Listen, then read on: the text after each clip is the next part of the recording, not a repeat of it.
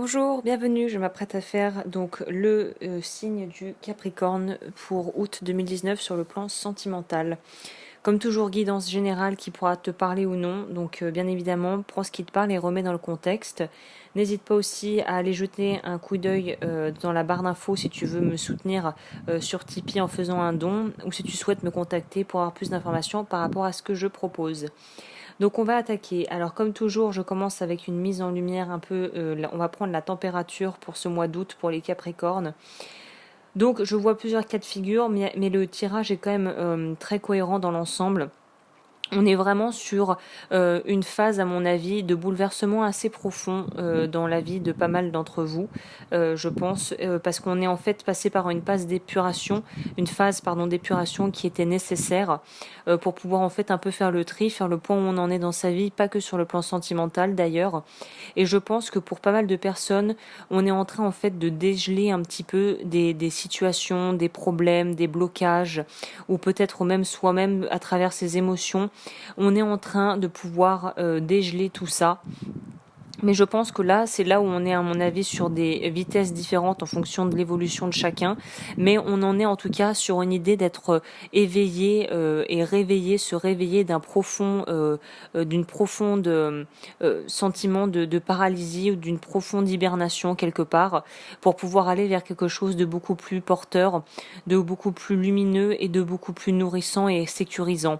Pour d'autres, ça pourrait être dans le sens inverse. Ça pourrait dire que on a essayé en fait là, on a eu une prise de conscience où on a voulu faire des changements, où on est en train de vouloir faire des changements assez importants sur le plan du cœur, mais en fait on se retrouve confronté à si on est en couple avec quelqu'un ou qu'on essaie de vraiment recoller les morceaux avec une personne avec qui on a été et qu'on essaie de se redonner une chance, il y a une idée d'une certaine forme pour moi d'incompréhension. On peut être avec un partenaire ou une partenaire de vie qui en fait n'est pas réceptif, n'est pas dans cette envie de partager, de donner, d'être dans cette forme d'empathie avec toi peut-être. Et c'est ça qui pourrait être très douloureux à accepter, c'est de se rendre compte qu'on est avec une personne qui n'est peut-être tout simplement pas dans la même démarche de vie que nous, qui n'attend pas les mêmes choses de la vie que nous et qui n'est clairement pas portée sur tout ce qui est sentimental et sur l'expression et la verbalisation des sentiments. Donc soit si c'est ton cas, eh bien sache qu'il est possible de changer la donne si tu le souhaites. Si tu es par contre avec une personne que tu reconnais dans ce que je viens de décrire, là il est peut-être temps de se poser les vraies questions de fond, à savoir est-ce que j'ai envie de continuer dans une histoire où quelque part ce que je ressens n'est pas validé et je ne compte pas.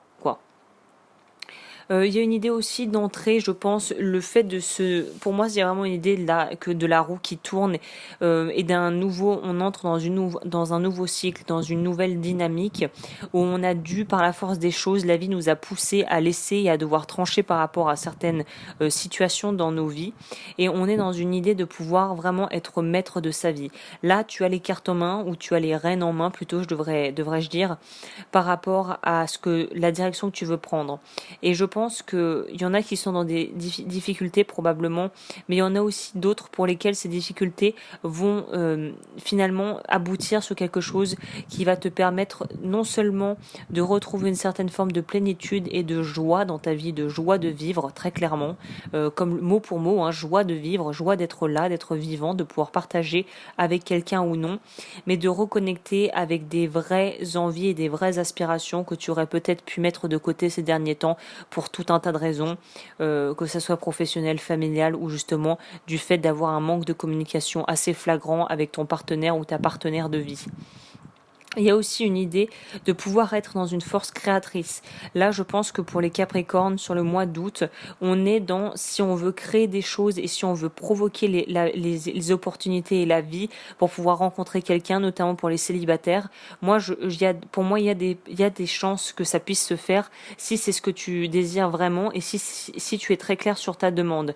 Là, on a eu un petit peu, en fait, les fondations de la maison qui se sont effondrées et on est prêt pour pouvoir prendre son temps et pouvoir recréer quelque chose qui soit beaucoup plus en accord avec ce que l'on est devenu et ce que l'on est en train de devenir, plutôt, je devrais dire. Donc il y a une idée d'être dans cette force créatrice assez énergie yang, donc énergie masculine, qui est la complémentarité du yin, et tous les deux sont indissociables et on a les deux en nous. Donc là, on est dans cette force d'action, cette force de pouvoir d'action et ce dynamisme qui va nous pousser à aller là où on veut aller en fait, et de se donner les moyens de pouvoir y parvenir.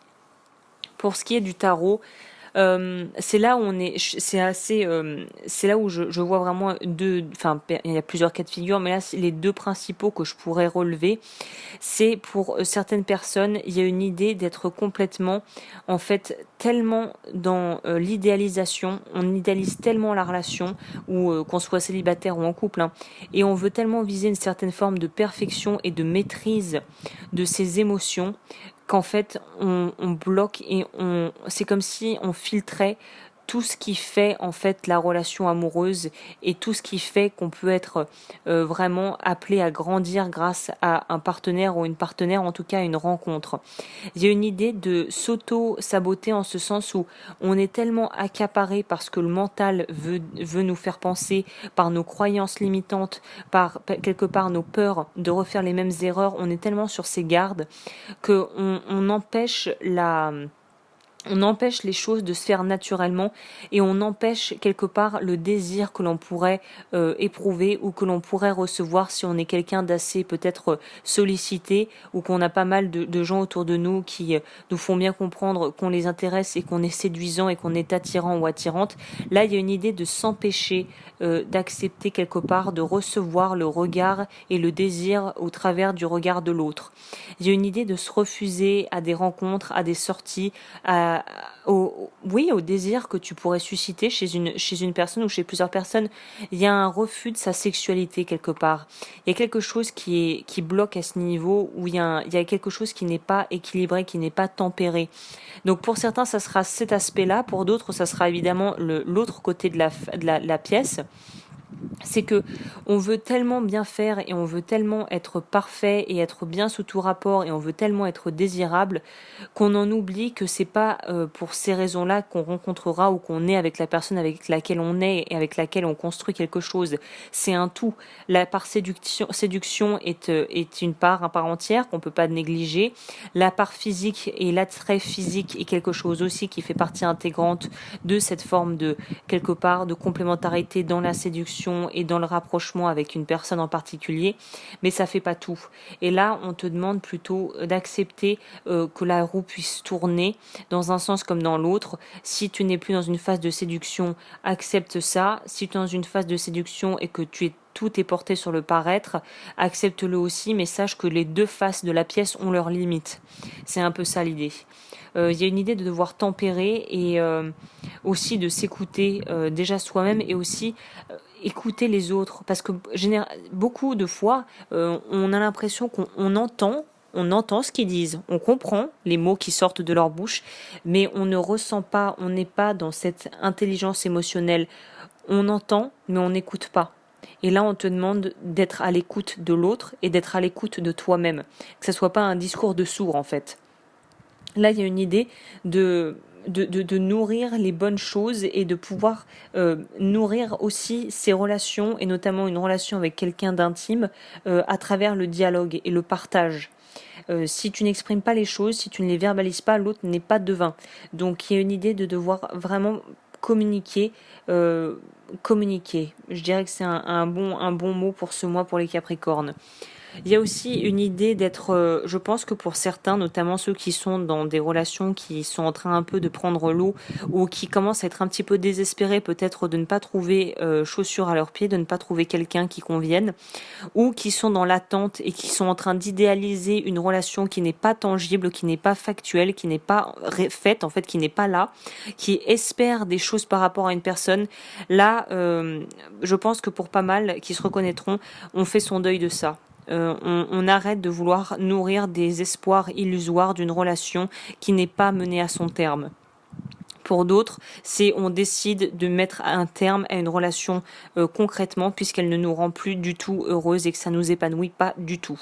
Là, il y a vraiment une idée pour le mois d'août. J'ai l'impression que je dirais pas que les choses vont se passer rapidement, mais il va y avoir des déclics durant le courant du mois qui vont pousser à une meilleure compréhension, une meilleure analyse et qui vont te permettre de pouvoir vraiment débloquer. Il y a des blocages qui vont être levés, je pense, ce mois-ci. Et on est sur une idée encore de renouveau. On arrête d'attendre. Il y a aussi cette idée d'arrêter d'attendre que l'autre nous apporte ce qu'il ne peut pas nous apporter ou ce qu'il ne nous a jamais apporté si on est dans une relation depuis un peu plus longtemps avec quelqu'un et qu'on est en train de prendre conscience que cette personne ne pourra jamais nous donner ce que l'on souhaite qu'elle nous donne. Soit parce qu'elle ne le peut tout simplement pas, soit parce que c'est toi qui en fait dois régler des problèmes de codépendance et des problèmes qui sont en rapport peut-être avec des manques que tu pourras avoir, des carences affectives liées à l'enfance. Généralement, c'est là que ça se joue. Donc là, d'une manière ou d'une autre, tu comprends que attendre en vain et être là et ne rien faire, être dans l'immobilisme, ça ne va pas te faire avancer. Et petit 2, qu'attendre que quelqu'un vienne t'aider et te sauver de toi-même, personne ne peut te sauver de toi-même. Donc je pense qu'il y a peut-être des réalités, plutôt une certaine forme de vérité, ou peut-être des points de vue que tu te refusais à avoir, même si dans le fond tu le savais. C'est même pas des points de vue, je dirais plus que ça, c'est plus des constats, simplement des constats. Tu vas te rendre compte et constater par toi-même qu'il y a des choses qui ne fonctionnent plus pour toi et qu'il va falloir que je pense, ça va peut-être être un peu douloureux, mais en tout cas tu pourras pas faire comme si tu ne savais pas. C'est comme une fois qu'on a un peu entrevu quelque chose sous un angle différent, on peut plus faire demi-tour et retourner dans le déni. Là, on est là-dedans. On coupe avec l'attente, on coupe avec ce besoin d'être aidé, d'être sauvé, qu'on te sauve de toi-même, parce que tu vas te rendre compte peut-être de tes ressources ce mois-ci, et tu vas te rendre compte que tu es tout à fait capable de pouvoir te gérer et d'être dans l'autosuffisance. On a aussi une idée de pouvoir, pour certains et certaines, il y a une idée de peut-être que tu te méfies d'une personne parce qu'en fait tu te méfies des sentiments que tu pourrais voir naître par rapport à elle. Peut-être qu'il y en a qui ont des gens dans leur cercle proche qui en fait ont un ou une amie et peut-être que ce mois-ci tu vas te rendre compte que ça pourrait être plus que ça, que les sentiments qui n'étaient pas présents plus tôt sont en train en fait de grandir, de se révéler, et là tu vas un peu peut-être freiner des quatre fers et avoir peur par rapport à ça et vouloir couper net à tout ça parce que ça paraît trop, c'est trop engageant et puis c'est trop dérangeant peut-être en fonction de la situation dans laquelle tu es. Par exemple, si tu es en couple et que tu es en train de te rendre compte que tu es en train de tomber amoureux ou amoureuse de ton meilleur ami ou d'un ami proche de toi, là on peut comprendre que ça puisse être très difficile de gérer tout ça. Mais là, les cartes ne recommande pas de toute façon globalement pour ce mois-ci de geler ses émotions, mais au contraire de les exprimer. Donc quoi qu'il arrive, reste intègre et surtout ne te filtre pas, comme on dit, ne te censure pas toi-même vis-à-vis de toi-même et accepte les choses. T'as pas besoin d'agir directement dessus en réagissant au quart de tour, mais tu as besoin là ce mois-ci d'évaluer les situations et d'évaluer tes relations pour ce qu'elles sont, pas ce que tu voudrais qu'elles soient. Grosse nuance. Pour d'autres, je pousse encore dans cette idée de vraiment un ami ou une amie qui pourrait devenir plus que ça et où il pourrait vraiment y avoir cette personne que tu n'envisageais pas du tout comme quelqu'un qui aurait pu être quelqu'un avec qui tu pourrais te mettre en couple, j'entends. Peut-être que pour certains et certaines, vous allez peut-être changer d'avis sur la question.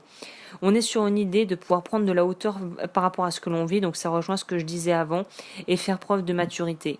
Là, on te demande de vraiment faire preuve de sagesse et de ne pas répéter les choses en boucle. Si tu sens que tu es en train de repartir sur quelque chose, s'il y a un petit goût de déjà vu, pose-toi la question, qu'est-ce que tu n'as pas réglé par le passé qui est en train de revenir en force ? Donc voilà ce que je pourrais dire par rapport à ça. J'ai tiré une carte donc de l'oracle des plantes qui est une très jolie carte, je trouve. Vous allez être très vite récompensé, votre travail est magnifique. Donc là, c'est la carte 30, le Tamaya. On va lire pour découvrir ce que c'est que cette plante. Le tamaya, origine forêt amazonienne. Le tamaya ou bégonia bambou était autrefois vénéré au Mexique en tant qu'incarnation sur terre d'une divinité féminine. Le message, vous avez assimilé beaucoup de leçons et que vous écoutez votre intuition. Je répète, sinon oui. Vous avez assimilé beaucoup de leçons et vous écoutez votre intuition divinement guidée afin d'accomplir votre vie. L'énergie du tamaya vous aide à rester centré et à bannir toutes les formes de doute et de peur. Vous avez pris conscience de ce qui va et de ce qui ne va pas dans votre vie et vous avez fait les bons choix. Affirmation positive, je suis centré dans mon corps, mes pensées et mes actions sont justes et équilibrées car je suis mon chemin supérieur. J'accueille à bras ouverts tous les cadeaux positifs que la vie m'apporte. Donc là, on est vraiment dans une idée. Je parlais de ça, c'est très bien, je trouve que parce que ça veut dire pour moi que y en a beaucoup qui vont faire le bon choix. Je sais pas s'il y a vraiment un bon choix, mais en tout cas dans ta situation actuelle, je sais pas ce que je voulais dire par là. Il y a une idée pour moi de couper avec des choses qui ne vont pas ou de pouvoir vraiment faire le point honnêtement.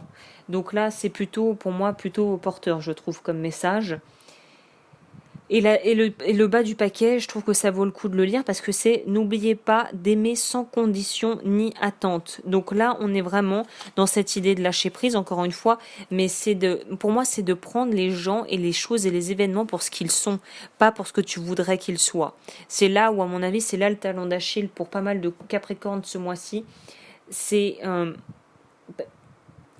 vois les choses avec honnêteté. Ça peut être très difficile, j'entends bien.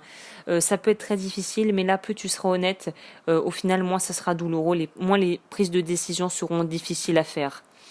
Pour les cartes, on va finir avec énergie de guérison. La première carte qui est sortie, c'est la reconnaissance.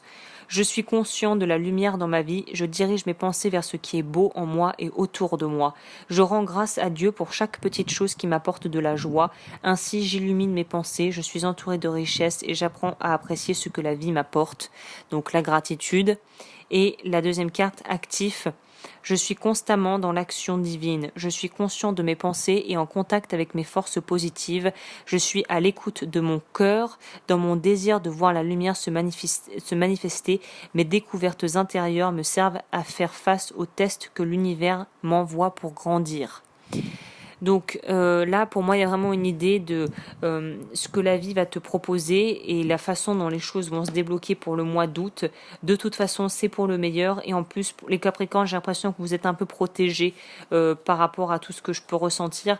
Il y a une véritable bienveillance de la part de la vie et probablement de tes proches. Donc, si tu vois les choses qui t'arrivent dessus et que tu as l'impression que c'est une punition, essaye de voir le cadeau qu'il pourrait y avoir dedans et essaye de prendre ça avec une certaine forme de détachement, sans t'identifier et tomber dans la paranoïa et dans la victimisation en te disant « Oh, c'est toujours sur moi que ça tombe, gna. » Non, si ça tombe sur toi, c'est que tu avais les épaules, c'est que c'était le moment et c'est que tu as quelque chose à apprendre. Donc voilà, j'espère que ce tirage aura pu t'éclairer. Si tu souhaites me contacter, tout est dans la barre d'infos. Je le répète, les dons sont toujours les bienvenus et je te dis à bientôt pour de nouveaux tirages.